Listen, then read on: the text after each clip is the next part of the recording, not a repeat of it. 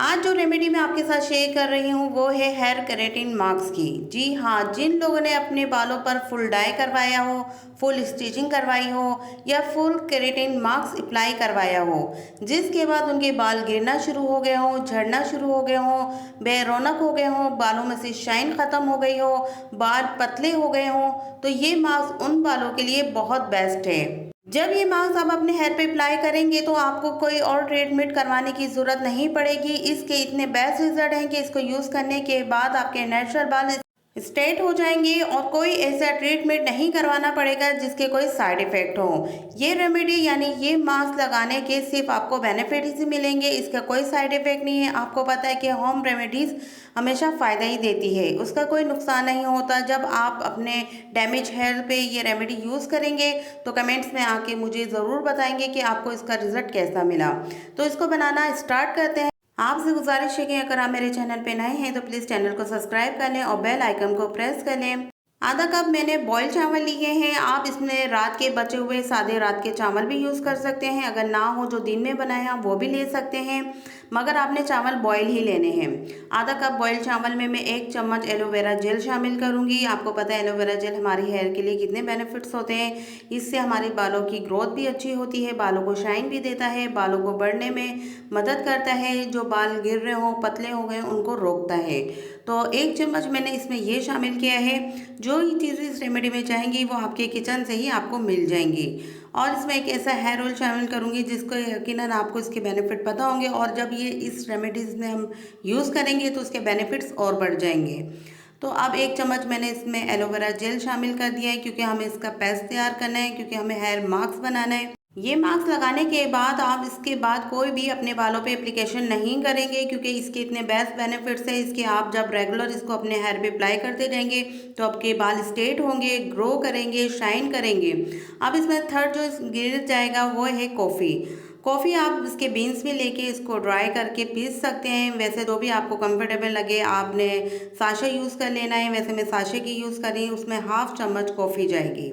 तो कॉफ़ी का आपको पता है कि हमारे हेयर के लिए, स्किन के लिए कितने बेनिफिट्स होते हैं। कॉफ़ी जब भी किसी रेमेडीज़ में यूज़ होती है तो वो बेनिफिट्स ही देती है। तो इसके कोई साइड इफेक्ट नहीं। ये सब चीज़ें आप जब यकीन और भरोसे के साथ इस्तेमाल करेंगे तो आपके हेयर पे बहुत फ़ायदा देगी। तो अब हमने इन तीनों चीज़ों को मिला दिया है। इसको मिलाने के बाद अब मैं इसमें 1 चम्मच कस्टर्ड ऑयल का शामिल करूंगी। आपको पता है कस्टर्ड ऑयल हमारे हेयर के लिए, स्किन के लिए कितनी बेस्ट होता है। ये हमारे बालों को बढ़ाता है, बालों की ग्रोथ को अच्छा करता है, बालों को झड़ने से रोकता है, बालों में होने वाले ड्राइनेस को ख़त्म करता है, सर में होने वाली खुश्की को रोकता है। अब जब ये तीनों चारों चीज़ें मिलकर एक पेस्ट बनेगा तो यकीन करें आपके हेयर मास्क ऐसा बेस्ट तैयार होने वाला है। जब आप इसकी एप्लीकेशन करेंगे, उसके बाद वॉश करेंगे तो आप इंजॉय करेंगे, आपके हेयर इतने सॉफ्ट और स्ट्रेट हो जाएंगे। तो आपने इसको किस तरह यूज़ करना है वो भी मैं आपको आगे वीडियो में बताऊंगी, तो इसलिए वीडियो को पूरा देखें ताकि इसके आप ज़्यादा से ज़्यादा बेनिफिट हासिल कर सकें। तो हमने करना ये है, इन सारी चीज़ों को डालने के बाद हमने इसका पेस्ट तैयार करना है। पेस्ट हमने इतना गाढ़ा तैयार करना है कि वो ज़्यादा पतला भी नहीं हो, ना ज़्यादा थिक हो। अब इसमें जो लास्ट में जाएगा वो है रोज़ वाटर। रोज़ वाटर आप इसमें 1 से 2 चम्मच डाल सकते हैं ताकि इसका अच्छा सा पेस्ट तैयार हो जाए। पेस्ट तैयार करने के बाद आपको लगे कि पेस्ट बहुत ज़्यादा गाढ़ा हो गया है और आप अप्लाई करने में मुश्किल हो रहा है, तो आपने थोड़ा 1 से 2 चम्मच और इसमें डालते जाना है, पतला करके अपने बालों पे लगा सकते हैं। अब मैंने इनको ब्लेंडर में डाल के इसका पेस्ट तैयार कर लिया है। आप देख सकते हैं, अगर आपको अप्लाई करने में मुश्किल हो तो आप इसमें थोड़ा रोज़ वाटर और मिला सकते हैं। इसको अप्लाई करने का तरीका ये है कि आपने 15 दिन में इसको 2 दफ़ा ज़रूर इस्तेमाल करना है। इसको लगाना है सर की जड़ों से लेके बालों के एंड्स तक अच्छी तरह अप्लाई करना है। जिस तरह हम फुल डाई करते हैं और कलर लगता है, इसी तरह आपने हल्के हल्के हाथ से प्रेस करते जाना है और पूरे बालों पे इसको लगाते जाना है। फिर इसको लगाने के कम से कम 40 से 45 मिनट आपने बालों को छोड़ देना है। आपने लगाने के बाद शावर कैप हो या किसी भी चीज़ से अपने सर को ढाक लेना है, क्योंकि इसमें चावल है।